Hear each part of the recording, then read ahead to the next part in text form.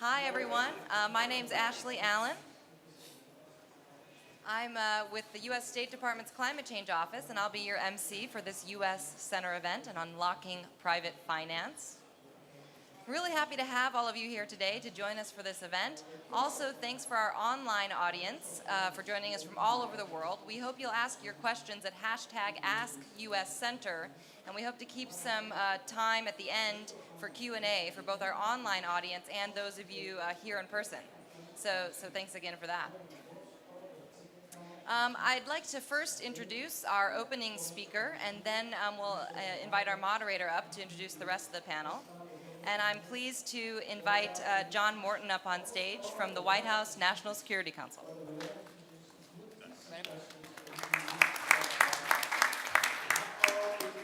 Thank you, and good afternoon, everyone. It's a real pleasure to be here. I'm going to be brief, 3 or 4 minutes, and then hand it over to the discussants for a panel discussion. I just want to start by saying first what an extraordinary year it's been for climate action, and I think it's important as we recognize that as we shift into the implementation mode that we all have been talking about over the last week and will continue to talk about and act on this week. Not just the Paris Agreement from a international climate perspective came into force, but we also saw significant international agreements on the HFC amendment to the Montreal Protocol. The International Civil Aviation Organization reached a long and hard-fought agreement just a month ago to limit civil aviation arrangements. So we've seen a tremendous amount of inertia within governments and public sector over the last year. Importantly, and it has relevance for the lab, we've also seen a tipping point on private sector activity. I think the one statistic that just bears repeating over and over again is that for the first year in human history, last year, renewable energy investments and deployment surpassed fossil fuel investment. And I think we need to understand that and repeat it and understand just how transformative a milestone that is in the market as the private sector begins to lead increasingly prominently in this transition. It's a very, very important statistic. So we have a lot more to do, however. We need to continue to expedite the transition to a low-carbon economy. And I think 5 years ago, if we had been having this conversation and talking about the role of private sector, it would have been a little bit more questioned. I think there was a view. I remember my first COP about 6 years ago. The private sector was kind of thought as an outsider, was viewed with suspicion. I think we all understand now that the challenge in front of us requires a private sector, a level of private sector engagement that far surpasses any amount of money that the public sector can bring to bear. That doesn't mean that there isn't a role for the public sector. It means that the role needs to be focused on being catalytic and needs to be focused on how do you use scarce amounts of public resources and public tools to catalyze the maximum amount of private resources in the shortest period of time as possible. And that's really what the lab was created to do. Several years ago, we launched the lab, the United States government, along with the UK and Germany. And the idea was to do just that, was to take pioneering ideas about how to take structures that are geared towards using scarce amounts of public resources to leverage larger amounts of private resources, how to take those ideas, incubate them, expand them, and see them flourish. And in the short period of time that the lab has been in existence, it has done just that. And I think our panelists today will give you some idea of some of the success stories of the lab. But this is exactly the type of innovative role that the public sector needs to play in promoting structures, partnerships, and concepts which are geared towards leveraging private sector capital. So I just want to say, as a founding member of the lab, thank you to the UK and to Germany for providing the leadership over the last several years. And not only are we now in the third iteration of the global lab, we've seen lab babies be created in India and in Brazil now. So this concept is expanding beyond the initial concept of the lab. So thank you very much for being here today. I look forward to the conversation, and over to you. Thanks. Thanks, John. Thank you very much. Now I'll turn it over to our moderator of the event, Barbara Buchner. I invite you on stage. Barbara is the executive director now of the Climate Policy Initiative. Great. Thank you so much, and thank you very much to the U.S. Center for having us here in the third year in a row. I think we're very excited to be reporting back to you. CPI is lucky to be the secretariat and the analytical provider to the lab. So we're reporting back to you the progress that we've made and how we can make sure that we really do what John has said, like helping to unlock private investment at scale by using public finance most effectively. And before introducing the panel, I just want to give you one additional figure here. In little over 2 years, the lab has managed to actually help fundraise almost 600 million US dollars. And we have several pilots on the ground now. We also have another lab proponent actually in the audience here, Harald Hirschhofer from DCX, who are one of the implementers of one of the lab instruments. So I think it's just to show that we've really managed to drive some action. We now need to think on how we can go beyond that, how we can replicate that, how we can use the regional babies that John has mentioned in order to make sure that we are replicating and scaling up around the globe. So I'm going to leave it here. We have a great panel and we have one more panelist that will join us in a second. But I'd like to briefly introduce the panel here, and then I will hand it over to really start, drawing some lessons from the first years, but also, identifying some of the remaining barriers and what the lab and other initiatives can do in order to really get us on track to a 2 degrees pathway. So on my left, and you're very right, we have Paul van der Locht, who is Senior Policy Advisor of the Environment, Climate and Energy and Water in the Netherlands Ministry for Foreign Affairs. And just to say, in addition to the UK, US and Germany, who have been the founding members of the lab, the Netherlands have been an extremely important supporter and also financial supporter of the lab since a couple of years now, so we're very lucky to have Paul here. Close to Paul, we have Karsten Löffler, who is Managing Director of Allianz Climate Solutions, a lab member who, again, has really helped us to think about how we can set the right incentives for institutional investors to come into the climate space. So we're lucky to have Karsten here. Close to Karsten, we have Vikram Vij, who is Head of Climate Finance and Policy at IFC, the World Bank Group. And again, Vikram is a lab member to the Global Innovation Lab, but at the same time is also one of the proponents and the winners of the India Lab, and it would be really interesting to hear your experience from both sides. And then last but not least, we have Ricardo Nogueira, who is Senior Climate Finance Officer at the US Department of State, who has again been a critical member of the core management group of the lab, but also really helping us to think about how we can apply the model, the concept of the lab more to the regions and particularly on Brazil. So with that, I'm going to actually start handing it over to our panelists here. I'd like really to, I'm going to wait for a second because we have our final panelist coming here just in time, perfect timing. So very happy to also welcome Betty Padmanathan, who is President and CEO of Aquabauer. And Betty also at Aquabauer is another member of the lab. And again, I think it's just great to have Betty and his team helping us to bring the perspective from a project developer to the lab as well. So looking forward to also hearing Betty's remarks on that. So with that, I'm going to hand it over to the panelists for some opening remarks on really what they have seen, their experiences with the lab, some of the lessons, and then we'll hand it over to you for some questions from the floor. So I will ask actually Paul to get started, and we can just go down the road here. Thank you very much. As an opening remark, I'd like to start with how the lab has done what it's done and how I hope it will continue to do so, and then say what I think is needed in addition to the lab to keep the momentum as we have it now. I think it creates sort of an incentive to focus thought on new instruments, and I think that's how at least we use it in the Netherlands very much. To not only talk about like what are the barriers, but really say like, okay, what are the barriers for water? What are the barriers from currency exchange risks? What are the barriers for renewable energy to get institutional investors involved? As long as you don't sort of narrow it down to like a specific problem that you want to solve, there's no interest from investors. And even if you have the instrument, it's still complicated. But then at least you can better explain how they can be involved.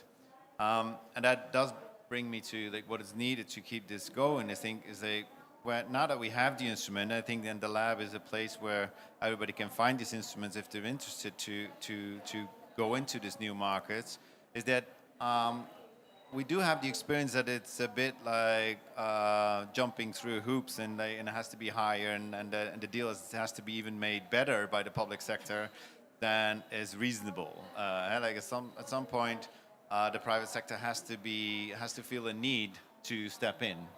And I think so that, especially in Paris, I think that all the commitments that were being made by especially institutional investors, but also insurance companies, that you need that alongside of it, so that the financial organizations also have a drive to actually come to us and say, like, well, we want to go to these markets, but we don't know how. And that is sometimes still not strong enough to get them all on board. But I think that's something that we need to push alongside with developing new instruments. Thanks. So, may I go on? My name is Krishna. I'm representing a larger insurance company.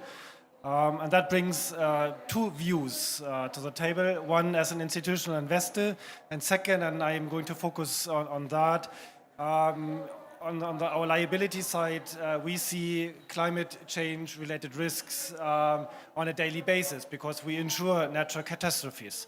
So in that respect, our interest is in understanding better how to adapt to a climate change, to a world where climate change is more and more relevant. In that respect, working with the lab members, working jointly with members coming from the public sector as well as from the private sector and some other constituencies as well, it's one of the very few places where we actually have these discussions and where we come together and think about solutions that can lead to scaled up solutions in the adaptation space. And I don't say that adaptation is easy for us to do, because it's easy for us as an insurance company to transfer risk and to take over risk, but adaptation is much more than that. So I always describe it as a three-step approach. It's about risk assessment and risk reduction, and then risk financing to what insurance might be a solution. So in that respect, thinking about it from a private sector perspective, and that is new to what we have here, more holistically. And when it comes to solutions, we have seen a few very interesting solutions, and to some of these we have become part of, and that's one, an energy savings insurance in developing countries, what's aim is to unlock additional investment in that space, and what actually should support the security that is often missed with respect to expected energy reductions. That's one example that is now taking some more scale. And then the second one is there's a solution out there that is called Oasis. Basically, an open platform, modeling platform for natural catastrophes. That is kind of open source, open to researchers, open to the scientific community to add their respective models on the very different levels, on a weather data level, on the exposure level, on the asset level. And that makes really a difference where we can find over time much more models that, natural catastrophe models actually, that cover developing countries. And as you might know, having models at hand then as a basis for pricing risk, that is really important in the end to convey the message, okay, risk has a price, and when you know a price for risk, you can manage your risk. It's kind of a mechanism that is really powerful and that can drive adaptation measures in the end. Thank you for being here. I'm Vikram Wij with the IFC, which is the International Finance Corporation, which is the private sector affiliate of the World Bank Group. And at the end of the day, as John already said, the big need is to mobilize private capital. because if you look at what the Commission on the Global Commission on the Economy and Climate has said, we are looking for $90 trillion over the next 15 years to be mobilized for making sure we stay on a consistent low carbon, or sort of get onto a consistent low carbon resilient pathway for everything we do. So if just basic math of 2/3 of that being provided by the private sector implies about $4 trillion a year. That means that we are going to need to move to scale in terms of how the private sector gets mobilized. So the Global Lab is definitely one of the more sort of pioneering platforms in terms of trying to help us achieve that. Just before I get into more on the lab, let me give you some context from IFC as to why are we interested in this. We ourselves have a mobilization, a sort of a target to ensure that 28% of all our lending by 2020 is in climate. That means from last year, we have to double in terms of absolute number what we are going to commit to climate. And that number is about $3.5 billion. While it's small, sounds small, it's intended to be extremely catalytic. We've also committed to mobilizing $13 billion in private finance. Now, what that means is that we are inherently committed to and interested in innovation for mobilization. And that sort of brings us to why not only are we advisors in the lab, because we not only get to have the treat of looking at all these crowdsourced ideas, but there are ideas that come out from within the lab that we are then happy to look at and sponsor. One example of that from the Global Lab was related to local currency. That remains a challenge that we are going to continue to have to deal with, and there are other colleagues in the audience who will be able to speak to that better. We have other ideas at IFC, not necessarily on the Global Lab, that are looking to see how innovation can harness the power of capital markets. At the end of the day, the holy grail is going to be to mobilize and leverage the money that the institutional investors are holding, like Carsten just talked about. And everything we are learning about the institutional investor says they are risk averse and want boring, familiar product. And the most boring, familiar product to them is a bond. So we just need to make everything look like a bond. And actually, we are doing that. I have colleagues here who have helped create our most recent forests bond, which links capital markets, carbon markets to private sector. I have another colleague sitting in the audience who's working on leveraging multiple billions for a green bond cornerstone fund, going true to the heart of wholesaling concessional money from public sources. Those are the kind of things we want to do. For the lab itself, actually, I want to draw out an example from the India lab, one of the baby labs that John mentioned, or the India. As a proponent in the India lab, we have actually first-hand experienced what the benefit of the lab is. Talking of scale, our proposal is to deliver a $500 million warehousing and securitization facility targeted for rooftop solar, commercial and industrial rooftop solar in India. Why does that make sense? Well, India in its NDC has committed to 100 gigawatts of solar, of which 40 gigawatts is going to be in rooftop solar. And while that's a super ambitious target, even the market analysts agree that it could be 15 to 20 gigawatts. That means the opportunity is huge and the needs are huge in terms of financing. So how are we going to take a fragmented 1, 2, 3 megawatts at a time into that boring product of the bond? And I'm going to take a minute to explain what our proposal was. Our proposal is standardize the criteria with which you finance developers, aggregate all of them into a warehouse in partnership with local financial institutions, and once you have sufficient volume, de-risk it using concessional money and securitize it as a green bond into the domestic market. I say domestic because we want to avoid the forex risk at this point. Where does the lab come in? Could we do this on our own?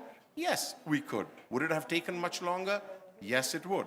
Because the lab provides a platform, especially in the local country context, of convening the relevant ministries, the regulators, the domestic capital markets, the developers, the whole spectrum of local players, where that crowdsourced information is something we can leverage, from market insights to design issues. Not to mention the access to the sponsors of the lab who can then help us with project development. And this makes for a very powerful platform, and personally I think we have, at least having sort of been selected as one of the 3 flagships for the India Lab, I would hazard to guess that it has taken off at least 6 to 12 months of the development time, which is not bad if you think about how long it would take us to deliver a $500 million sort of wholesaling project. So I'll stop there and get into more detail later on it. Thank you. Thank you very much, Vikram. My name is Ricardo Noguera, and I'm with the U.S. State Department. But more pertinent to this discussion, I sit on the management committee of the lab as the U.S. representative. As I was listening to the other speakers, and I was contemplating the last couple of years at the lab, and hearing the comments on climate finance, I actually thought it may be useful if I just describe a little bit what the lab is, right? Because I think there is probably a diversity of knowledge about it.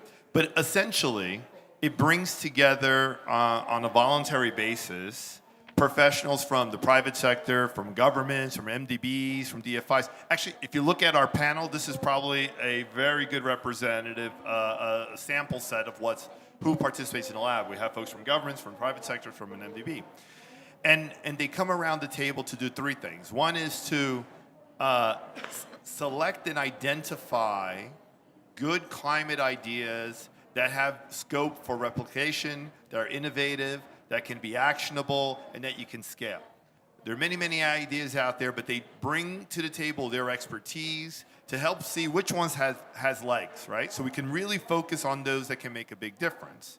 And we do that, everybody brings their part. It's a bit of a long and sometimes complicated voting process. I always think of it, if everybody's familiar with these like idol shows, right, where you kind of get the auditions and you select a small group and then you work with those guys and you keep, improving. It's very similar. And then once we have a selection, we then work with these ideas in a very hands-on way to really help improve the idea and take it from kind of concept to something that can be piloted.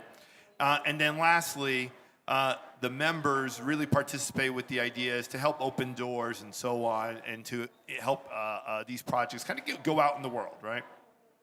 That's how it works. And when I first learned of it, so when I came to government, it was already up and operating or just about to operate. And I have to say my initial reaction was quite dubious that this would work. And I thought to myself, you're really going to bring people that are busy, that have decades of experience, and you're going to expect them to actually get involved and do the sweat equity? And to my surprise, that's actually what happens. And that's part of the secret ingredient of the lab, is the commitment of the folks that are members. And let me note, there's other bits of the secret of the secret sauce that makes the lab succeed, and it has succeeded. As you heard today, 600 million. G7 recognition. We're now in our 3rd round. We've had the local or regional labs kind of spin out of it. But I would say the secret sauce is maybe 3 bits to it. So one is, and I touched upon it already, the membership and the diversity of the membership and the diversity of what they bring to the table from the different organizations. But just like how we work with ideas to help improve them and learn lessons and apply lessons, the lab has also gone through that process itself. I'll give you an example.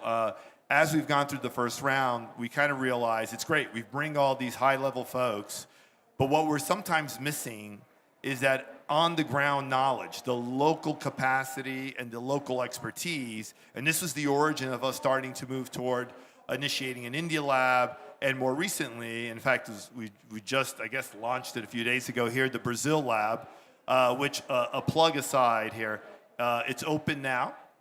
4 ideas originating in Brazil, focusing on Brazil, how to help Brazil develop a low-carbon economy. That's going to be open until December 16th.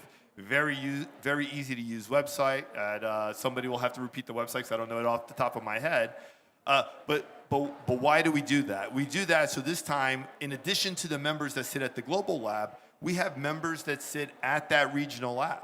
And so these are folks from the finance community in those countries, in those markets, greater representation from the local government, so you're getting that building, and really building on that kind of diversity of membership. Second piece of the special sauce here, the secret for success, is the actual process itself. It is not a we like your idea, here's a pat on the back, we'll take a photo op, and then call you an endorsed lab instrument. It's actually very hands-on. This is where my original doubt of success came in. It involves in-person meetings where the lab instruments come in, and we really spend a lot of time with them, monthly calls. And what you'll find is many of the members devote a tremendous amount of time to these instruments. Often they end up partnering with these instruments. These instruments have changed over time and really have expanded their kind of levels of partnership, expanded their financial support, which is very important, so they can move on toward piloting. And it's a tremendous effort. And then maybe the third and last piece I'll note, it's the networks. If you spend any time in the climate negotiations, certainly on finance, one of the very common things you'll hear across the table, you'll hear folks saying, but there is a tremendous amount of money out there, particularly in this kind of low interest environment that we live in. All you have to do is have good projects to access it. And then across the table, you'll often hear, we have a tremendous amount of good projects. Look at our pipeline. I have no idea where this money is that you so talk about. I don't know how to access it. And that's a real problem. And the lab, one thing I think it's also been a big part of its success, it's its ability to take early ideas in emerging markets, and through its membership and through the visibility that the lab brings, connect them to networks that they normally would not have access to. And that's huge. Right? You often have to pay bankers huge fees just to have access to their Rolodex. This is part of the prize of being part of the lab. And we make a strong effort to really build on that too. I'll give you an example. I guess it was last year, the US, and together with our lab partners, put on an event, and also together with Google, I should say, where we invited folks across the finance institutions in the US together to look at the 4 endorsed lab projects from the first round, to really make that matchmaking happen, to make those networks, to invigorate those networks and make stuff happen. And the proof is in the results. Karsten mentioned ESI, and this will be my last comment. ESI is a great example. It comes in as a concept inside a very large organization. It was an IDB project. However, as Vikram also mentioned, sometimes even in large MDBs, good ideas will struggle to get traction until they get enough champions around it, until they get enough visibility. The lab allows that. It's almost kind of the side room where you can go to get your idea ready for kind of prime time. Through the lab process, it improved. It ended up taking on additional partners. It ended up taking on some finance for piloting and successfully piloted a program in Mexico. That program now has been successful. It's allowed them to expand the concept across the bank, move to other jurisdictions, and they were just recently selected as one of the early projects to be funded by the GCF in the tune of about $20–25 million. All that in a short 18-month period of time. I'll leave it at that. Thank you. Thank you. Good afternoon. To move the industrial networked knowledge-based economy to the low-carbon economy, we've got to do much more than deliver a handful of bankable renewable energy power generation projects, which is what we do. But we well recognize that we've got to cover a whole spectrum of things. The issue around whether it is energy efficiency, whether it is agriculture, whether it is decentralized renewable energy deployment, microgrids, the issue is, so in order to make it affordable, and that's the only way it's going to work, get subsidies, you've got to get the capital investment, you've got to get money to flow into it, and you've got to then somehow work it in such a way then it's returned with adequate interest over a very long time frame. So it's about as longer term capital as possible. The challenge, other than pretty much in the United States, US dollars, easy. The world pretty much runs still on US dollars.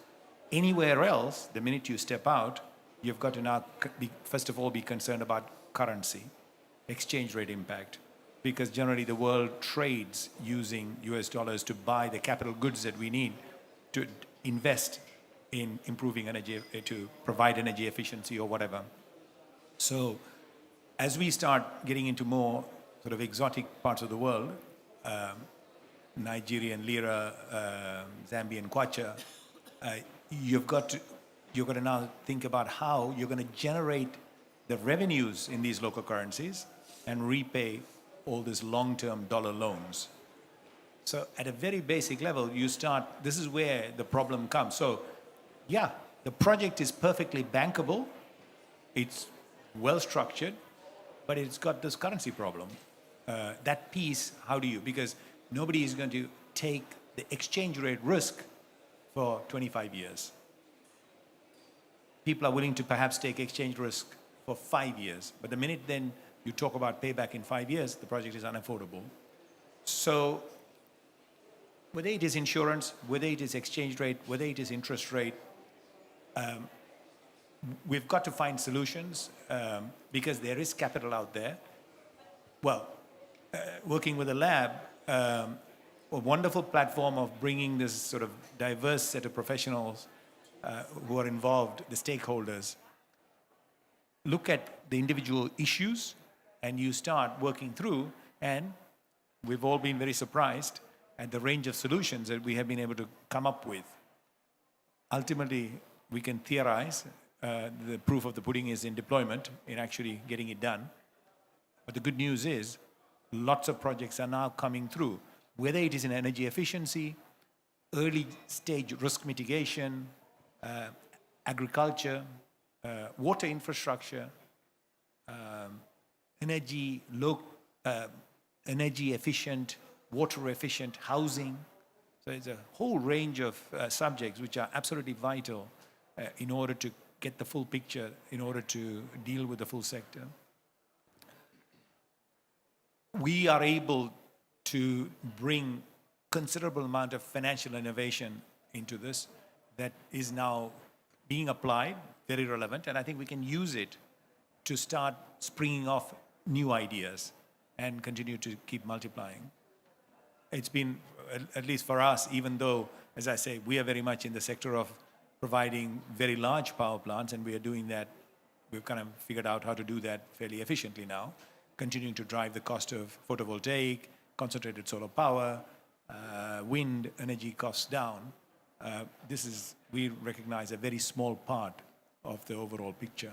So we're very, very happy to be part of the lab, and we have also learned through the lab, through these kind of mechanisms, it's allowed us to get into neo markets where we, even for these larger projects, we would not possibly have been able to get into without the ideas that are flowing out of this work. Thank you. This is not working? Yeah, it is. Thank you so much. I think there was a great set of opening remarks here and lots of the elements that maybe I should have drawn out a little bit more before. I think particularly the visibility element also that Rick brought. I think I did not mention that the lab actually got endorsed by the G7. And I think that certainly has helped us to build a really strong kind of brand that lab-endorsed instruments now have. But I think I'd like to open it up for questions. But before I open it up for questions, I'm going to ask Harald Hirschhofer, who is one of our lab proponents and implementers of actually an FX idea, to kind of just provide some opening reflections from your side as well. Thank you, Barbara. This was a little bit unexpected, but thanks. This shows how how important the lab is. You create networks and you give visibility to people who might have not visibility as such. Well, thanks to the lab, TCX existed before, and we are providing exchange rate hedging instruments in exotic currencies, so frontier markets. So we cover almost the whole world with instruments up to 10, 15-year fixed rate. And what we did before, we worked mainly with microfinance and SME finance. And thanks to the cooperation with the lab, we are now also thinking of working with utilities and with distributed energy projects and apply our instruments. We've already raised from the German government 30 million thanks to the lab. This is a first loss tranche. Also the Dutch government gave us a first loss tranche. So that donor support enabled us to take risks which nobody in the private market is willing to take. And well, I don't want to Great. use more time. Thanks so much, and sorry for picking on you, but so okay. We're going to take a few questions. We have Axel here. And Okay, I'll second go one ahead there. and take two at a time, if that's okay. So I'll take these two right here. Yes, thanks, Axel Miklova from University of Zurich and Perspectives. My question to you would be, how would you think that we could blend private finance that comes, for example, through the initiatives of the lab and the carbon market mechanisms? Because carbon market mechanisms for 10 years have been driving private investment. Now, of course, they are in disarray, and hopefully with the Paris Agreement they come up again. But how could we overcome the silo feeling that we had earlier? Because eventually we need all the mechanisms to work together. Thanks, Axel. Vikram. Thank you. I'm Ulrich Trotz from the Caribbean Community Climate Change Center. And my question might be a bit out of place, but I'll ask it. How do you unlock private finance for climate change adaptation? You've been talking about mitigation. Basically, you could make a business case for energy investments at any time. So I'm not surprised that you can unlock private finance for that. But in adaptation, we're talking about public goods. My sea defense, my degraded mangrove ecosystems. How do we get the private sector excited about investment in this type of activity? Great. Thank you so much. Two excellent questions. And I think just before I hand over to the panel on the second one, I think the question on how to get the private sector interested in adaptation finance, that was actually one of the focus areas of the lab, because the lab is also here to explore new ways where you really need to look for innovative solutions that are not out there. So several of our instruments are actually around that one. But I'm going to ask first Vikram to reply to the first question, and then I think Karsten and possibly also Paul on the second question. Thank you. Look, unless Barbara corrects me, I don't recall any instrument in the lab that explicitly proposed a link to the carbon markets, Well, right? You submitted one. You submitted one. You submitted one. You. Oh, I did, yes. Well, that sort of makes sense. But in terms of saying, so is the lab open to doing that and connecting different pools of capital or different market mechanisms? The answer is yes. Let me give you two small examples that we have sort of done innovation around, which may not have come out of the lab.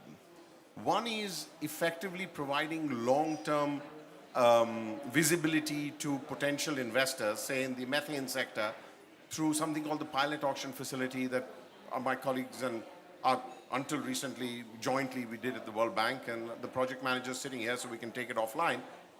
That is designed to give future sort of investors the comfort that there'll be a basic price. I mean, actually, you said there is no market.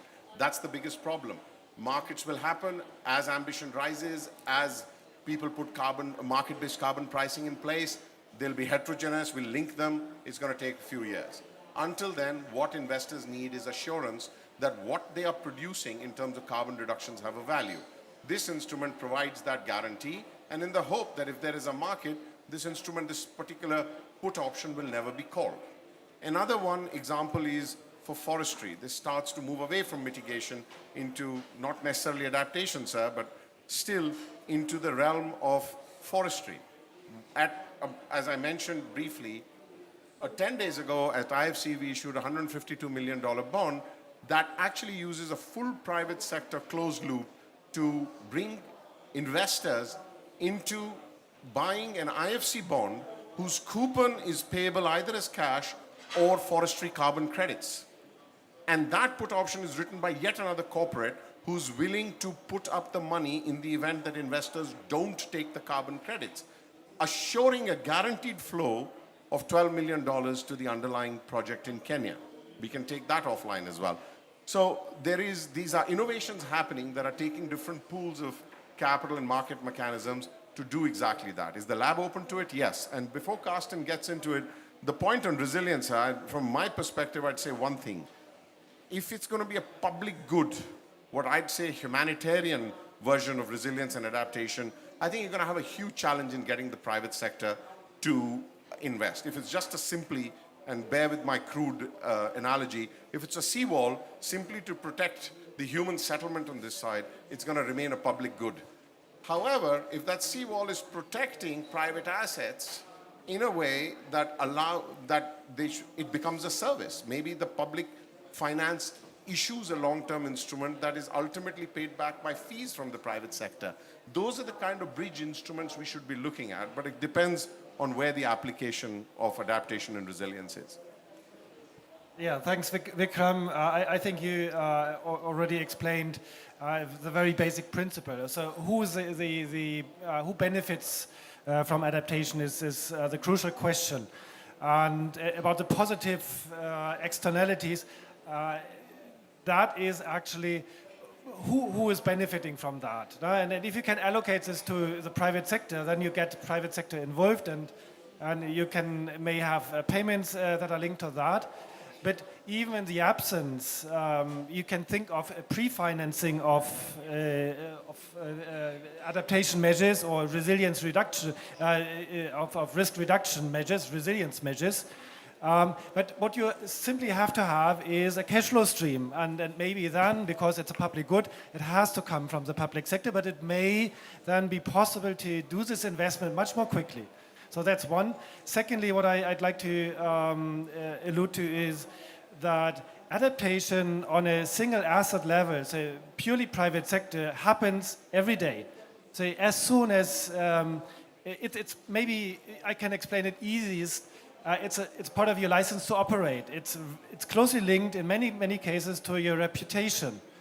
So if you want to provide services, any kind of company will face this. If you want to provide services, reliant services to your customers, and there are some risks out there that trigger or that by an event cause that you stay out of business for too long in an unacceptable way. When your competitors do it much better than you, then you are just out of the market. So you have to think about that early on. And then a last example, when we think about the micro lending, doing climate smart agriculture is a very important part. It's easy to do. It can be applied by nearly everyone. It's not rocket science, but it just has to be implemented in loan guidelines. You have to educate maybe MFIs, microfinance institutions, and you have to have maybe a little bit of TA, technical assistance on that, but it can be done pretty easily. Great, thanks. And just before I hand over to you, Paddy, I think that's a nice way to kind of talk a little bit about one of the instruments, which is the Climate Smart Lending Platform, which it tries exactly to do what Carsten just explained now, and the Netherlands have been very supportive of that.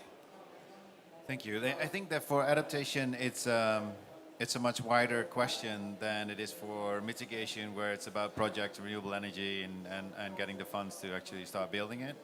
I think for adaptation, I think the Climate Smart Lending Platform allows for the farmers that get a loan to implement the measures that they need to implement to reduce their risk. So it's like the benefits are more in the risk reduction, and usually the investments are very small. The platform is it's very innovative in a way that it reduces the risk of the bank, so that it incentivizes the bank to work with the farmers to take the measure that they need to take. Sorry, I put that up. And another example I want to mention is an instrument that we put forward in the lab, which is the water bank. In the Netherlands, we finance most of the water projects through private institution. So that doesn't necessarily get rid of the public duty, but it creates a situation where the funds can be raised to invest in water projects. So we're trying to work now with Kenya and with South Africa to create, enable the water utilities to give out local bonds to do water projects. So that sort of creates the funding that is necessary to invest in water. I think insurance is something that has a double role to play. Like one, to get the investments in the right place, and two, to get the insurance there for especially for smallholders. And I think a lot of there has been a few instruments that looked into that as well. It's a bigger challenge, but it's a wider question than just capital raising. Thanks. Yeah, sorry. What I wanted to point out is that adaptation will exercise our minds for a very long time to come. But the good news is, I think, all this information, concern, paranoia, quite rightly, good paranoia about climate change, has created an enormous amount of awareness about the risks. Also, the commitments in COP-22 has sort of turned a lot of attention towards this entire subject. And then we are sitting in a low interest rate environment. So there is a lot of money that is, sorry to repeat it, is available to get channeled, provided we're able to structure these things in a way that can receive, that the provider understands and is comfortable with, confidence is built. So in the context of adaptation, so a long time ago, you have a seawall, and you now need to raise the seawall. Well, go back to how you funded the seawall. The seawall was funded with taxpayers' money, presumably, unless somebody gifted it. So in raising the seawall, I think it is much easier today to get the money, even from the private sector, as a long-term loan and pay it back from the central exchequer over a long period of time at a very minimum level. But insurance industry is a great place to go for things like seawall, by the way. Why? Very simple. You get all those people who have properties along the way, you get them to club together, and go to the insurance company and say, okay, guys, whether you pay me at some undetermined time when my house washes away, or you give me some money now for all to come and build the seawall. So there are ways. It requires a lot more effort. These are the kind of things that we need to work towards. But I mean, in all this, if there is a will, there is a way. There's a lot. So the answers are not so obvious, but every challenge somebody comes up with, there is a solution. Great. Okay, final round of questions. We took that side earlier, so I got to do this side now. Okay, I got these two right here, right? You had one as well? Yeah, hello, Malte Schneider from ClimateKick Europe's main climate innovation initiative, and we help support and will continue to support Oasis that you mentioned. It's one of the initiatives we're excited to work with the lab to further push. I just have a question. When I look at the ideas that have been supported or are selected by you guys, or that you need to select, to what extent is it easy for you to really look at initiatives that maybe don't arise from some of the large financial institutions and governments, but try to look at some of the stuff that comes from non-classical actors in that sense and try to make them land within the big fish? Because I think that translation, is a super exciting challenge, and I'd be interested in how you guys look at that. Hi, nice to meet you. My name is Antonio, representing Jordan. As you probably know, Jordan has faced a lot of influx from refugees, and with the droughts we had in the past, this is a big important topic for us, especially in water. So what in Jordan now is happening, we have a project to increase rainfalls in an environmental friendly way, which was successful for the pilot phase, and we would like it now to be financed in a national program. How would you suggest for such projects or similars to be financed for governments, involving then private companies supporting us? Thank you. Great. Another great set of questions, easy ones as always. So I think we have 10 minutes left, so I think I'll use that to give everyone a chance to speak up and also kind of make the one point that you see most important to make sure that we go from the 600 million basically to the trillion. So what is it that is needed there? So Paddy, I'm going to start with you from the USA. I think the answer to the first question is, yes, you're right. For the moment, ideas have come from the participants participants sitting around the table in the lab and so on. But I can very easily see, particularly in this day of information, so easy to open up some kind of a platform that allows external ideas to pour in, and we can use. I think what the lab has provided is a fantastic way, as it turns out, of filtering, sorting through. Okay, maybe if we receive, if the lab receives 2 million, I don't know how they will deal with that, but for the moment, there is a good way of sorting through and selecting the ones, the low-hanging fruits are the ones that can kind of make maximum impact. So I'm not going to speak on behalf of the lab here now, but I think it's a good idea that perhaps the lab should take on board and work with in creating some forum or some platform that allows their input. But I think, so these are the kind of good ideas that now as a lab publicizes its work and demonstrates the output that I think we can use to multiply the 600 million. It's always, just like it was to start off renewable projects, very, very difficult to start things. It takes a long time.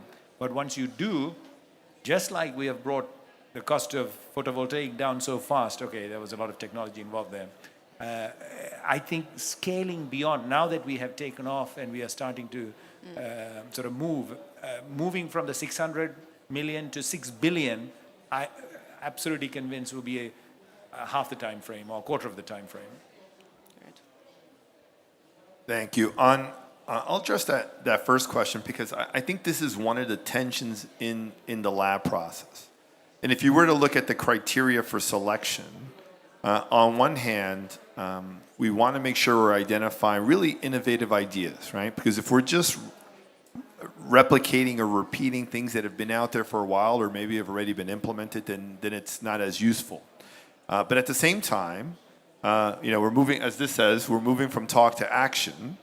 And there is a certain set of, a little bit of realism that seeps into the process, which is, okay, what actors, what proponents can actually take this talk and turn this talk into action? Now, the reality of it is when we receive proposals, and I think the last time around was 99 proposals in total, if you were to sit down and look at all 99, what you'll realize is a lot of them are similar. So you have very similar ideas with slightly different tweaks, with proponents of very different capacity. And one thing the lab's been good at is doing a little bit of matchmaking, not just on the back end with funders, but on the front end with ideas and proponents. So sometimes when you look at the end results of the lab and you see an endorsed project and maybe it has a more well-known institution behind it, it doesn't mean it started that way. Often it doesn't. Often it's, hey, you got a great idea, can you carry it forward? No, I just have the idea. Please help me find somebody to carry it forward. And that happens in the lab process. But it is a tension. And I think the way we address it is that way. We try and see, okay, this is a theme. We have 4 or 5 similar ideas that have come in. Who are these? Could they talk together? Can they get together? Can they maybe turn it into the supernova of the idea? And I don't know if that's good or bad. Supernovas disappear or grow, but that's the gist. And that's part of how the lab operates. Not much to add, except that I think just taking a view as an advisor to the lab, I come out on the side of scale as well. Small ideas are good, but honestly, my input and a lot of others in the lab look at it, how is this going to scale? Is this good for pipeline development? Fantastic. Is it one-off or will it trigger more? Because without scale, honestly, we're not going to hit those numbers, especially, you have probably the ability to look at smaller deals on the adaptation resilience side of the equation. But on the mitigation side, we have to look at it in a way that it's either expanding significantly things like energy access, where the volume of dollar flow may be low, or if it's truly going to make a difference in the mitigation context, how are you going to build that pipeline? Because that holy grail we talked about, the institutional investors, is going to require aggregating all these small projects, banging on, hopefully the GCF is listening and is going to look at the lab for all the deal flow they need for scale projects, get somebody to de-risk it, and then securitize it into a boring green bond. If that's the path you're going to take, you're going to have to go to scale and replicate quickly. And over to my other colleagues to address the water question. I also want to comment on the smaller organizations. think Climate Smart Landing Platform was a small organization. I think it was a two-man operation. But I mean, the lab does need donor support to get these ideas going. So, and especially for the smaller ones, but also for the bigger organizations. I mean, it takes a lot of investment, both in time and funding, to get something off the ground. So that's about that. I think about the question about water in Jordan. I think goes back to my point earlier that it's a wider. It's not like here's an idea. Would you like to give me money to start doing this? It's much more like to get different financial instruments together. And I think that's also the key in getting to the next level is like to connect like the interest of the financial institutions in the developed world to developing or emerging economies, because now that's not happening. Like the developed countries are just saying like, okay, we just want to invest in our own cities, or maybe in Germany, we dare to invest in Germany, but that's it. And I think with the low interest there is a real interest to start looking into new markets, and these instruments can help sort of bridge that. Water Bank is one idea, but there must be a lot of other creative ideas that can connect the interest of the investors in the West to these kind of issues. For here, I think Water Bank would be a good idea, so I'll be happy to put you in touch with colleagues. Great. Well, thank you so much. Let me quickly wrap up and then thank everyone at the panel and you for being here. I think what we've heard today is, certainly that we've been very happy to move ahead with the lab and trying to really move from talk to action. I think it's been a great model to do that. I think there's a few ingredients that the panelists have highlighted here. The first is having this public-private partnership there where you really bring together diverse membership, really kind of the willingness to think about ways that can address the incentives of different types of investors and of host and donor countries. I think it's also that the second part is the hands-on, really technical and analytical support in structuring and really making meetings and connecting people, and you're reaching out to the networks. And the third one, I think it is the crowdsourcing part, which we've had. We've had actually the global call for ideas has just closed. We've had almost 130 ideas in this third cycle. The call for ideas for the Brazil lab and the India lab is still open. And if you're interested, I really encourage you to think about submitting ideas. It's www.climatefinanceIdeas.org. And we really are looking, we depend on your ideas, because this is how we, manage to come to understand how we can really move towards action and, address some of the barriers that are still out there. And so I think just to close, I think to really get to speed, and to scale, I think we need to start thinking about replicating and bringing all this to a national scale, which we've done through the India lab and the Brazil lab. And again, I think this will then also be a way to really help national governments to basically implement the NDCs, and this is certainly something where we want to be instrumental in providing as an incubator really the projects that can help scale up. So with that, let me thank the US Center for hosting us. Let me thank my panelists and all of you for coming, and thank you.